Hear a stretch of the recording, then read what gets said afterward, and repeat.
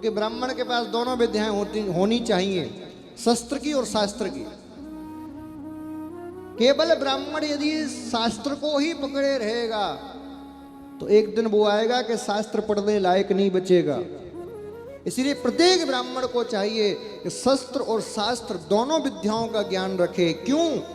बोले शास्त्र इसलिए कि मुझे समाज को उपदेश देना है, ज्ञान देना है, और शस्त्र इसलिए कि कोई विधर्मी आक्रमण करे तो मुझे शास्त्र की रक्षा भी करनी है, इसलिए शस्त्र का भी ज्ञान हो।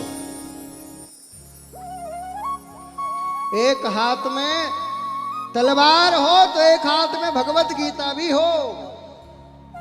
हाँ, आत्मरक्षा के लिए। अरे हमारे देवताओं से सीखिए ना आप।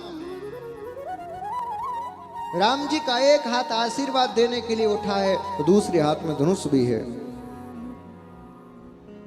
भगवान नारायण के एक हाथ में कमल है तो चक्र भी है। दुर्गा का एक हाथ आशीर्वाद के लिए है तो एक में महाराज गदा भी है। हनुमान जी के एक हाथ में संजीवनी है तो दूसरे में महाराज गदा भी है दंड देने के लिए। जितने भी सनातनी बैठे हैं आप सबसे मैं कहूंगा अपने बच्चों को पढ़ाई के साथ साथ शस्त्र का भी ज्ञान कराइए, क्योंकि जब आपके ऊपर आक्रमण होगा, मैं ये नहीं कहता कौन करेगा, कभी भगवान करे ना हो, लेकिन हो गया तो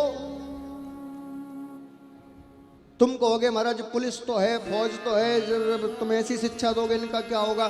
पुलिस को तब आएगी जब पुलिस को पता चलेगा, फौज तो तब आएगी जब उसको खबर लगेगी। जब तक उसको खबर लगेगी तब तक तुम्हारा गोविंदाय नमो नमः हो चुका होगा। फिर पुलिस तो केवल पीएम कराने के लिए आएगी, पुलिस का पोस्टमार्टम करो जो हो जाए। तो पीएम तक की जरूरत ना पहुंचे उससे पहले तुम्हें अपनी आत्मरक्षा करनी पड़ेगी। इसलिए संपूर्ण सनातनियों से मैं व्यासपीठ से कह रहा हूं, शस्त्र और शास्त्र दोनों को अपने घर में रखिए। तुम्हारे हाथ में 50,000 का फोन है, अच्छी बात है, लेकिन 5,000 की तलवार भी अपने घर में रखिए कि जब हमारे ऊपर कोई आक्रमण करे तो मैं तलवार चलाना भी आना चाहिए। आत्मरक्षा के लिए आना चाहिए। ये वीरों की भूमि है राजस्थान, इसमें आपको सीखना चाहिए दोनों शस्त्र और शास्त्र।